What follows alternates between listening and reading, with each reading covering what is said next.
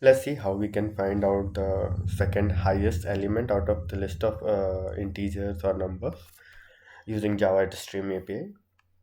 So we'll take the list of numbers, we'll stream it, we'll sort it, and yeah. So the natural way of sorting is ascending order, and hence we want to find the second highest element. We'll sort it in descending order.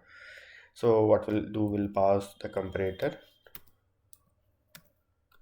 and we'll sort it in descending order. So the second operator comes first and then the first operator, b minus a. Now hence we have sorted. What we want to do is we want to skip first element so that we remove the first element.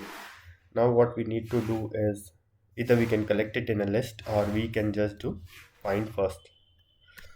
The moment we do find first, we need to introduce a variable, and we'll take it into a variable called first. Now what we can do is we can just do system.out.println, and we can do first dot get. So this particular optional variable contains the element.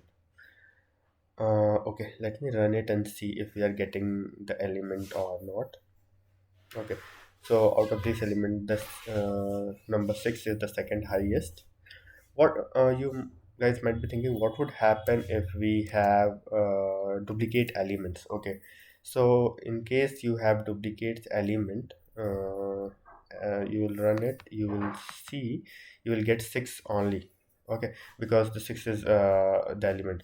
Let's say you want the third highest element, and you skip it by 2 so that you get the third highest element. So the moment you run it, what you'll see is you are still getting 6 because it's getting the element, but not it's not bothered about the number of occurrence. So what you can do before after stream, you can do distinct. So the moment you do distinct, now if you have even the duplicate numbers, what you will see is once you run, you will see the get the exact answer. So this is how you can sort it and then skip the number of element you want, and then you can get the element and you can get the element. Here we have done first dot get because first is an optional variable and we are getting the value in that, and then we are trying to print that out.